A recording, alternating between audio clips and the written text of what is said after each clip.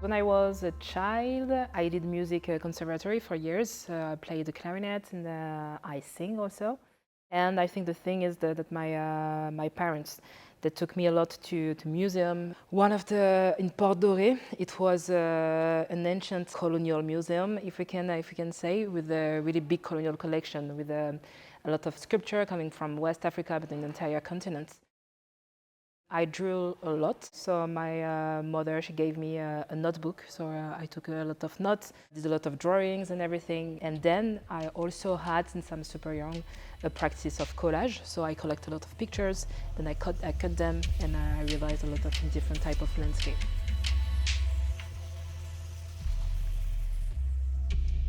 My family is coming from France and Germany also in my mother's side, and on my father's side they are coming from Cameroon. But they are really working class background people. The history in Cameroon has been silenced a lot by colonial powers. So you know, when you grow up with your Cameroonian family, no one is talking about history, and specifically the War of Independences.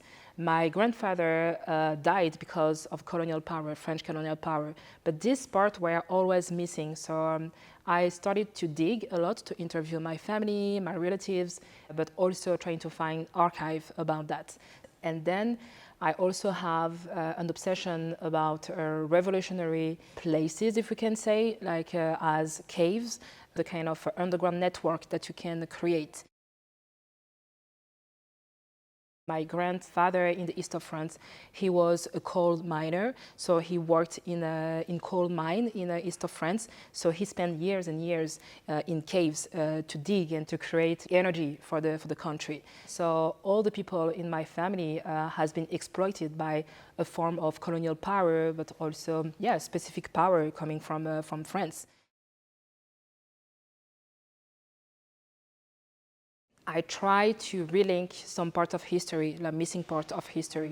For example, in the photomontage that you have in the bar, you have references to the Maquisards in Cameroon, so revolutionary people in Cameroon, but also Black Panther coming from the US.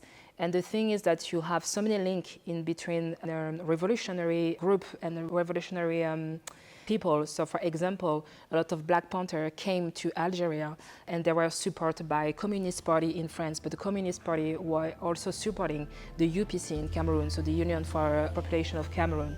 So this is a kind of history that I try to link in my work, and mostly through vegetables and cell and micro imagery.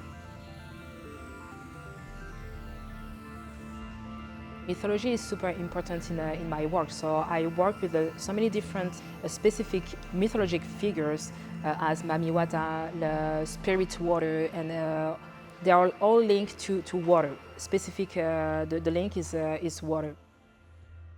So I became super obsessed by Mami Wata, but specifically the representation of Mami Wata. And so Mami Water has so many different names, and for me also Mami Water is a non-binary character that I use in my work.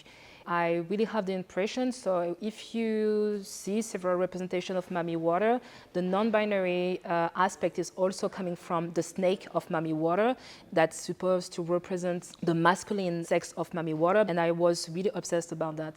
The mythology coming from water is super important in my work because I'm convinced that there are so many memories that we lost in the ocean, but specifically in the Atlantic Ocean. So this is the part of history that we totally lose, also in terms of African and Black diaspora all around the world. So this moment when slaves had to cross the ocean and so many of them died, create also another part of history and a lot of mythology.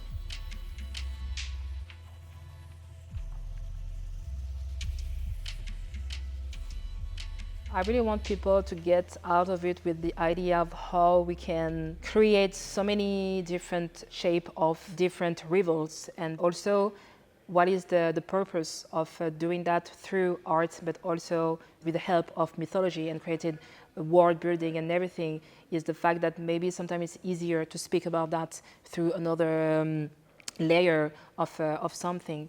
But this exhibition is really, really grounded in so many different revolts. So I think the main topic of this exhibition is revolt.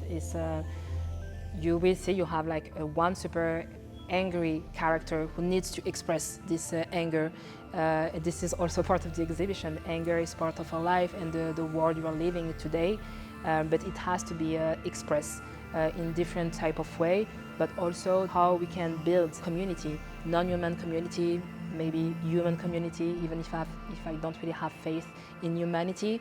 But this is my proposal of maybe a hybrid humanity for all of us.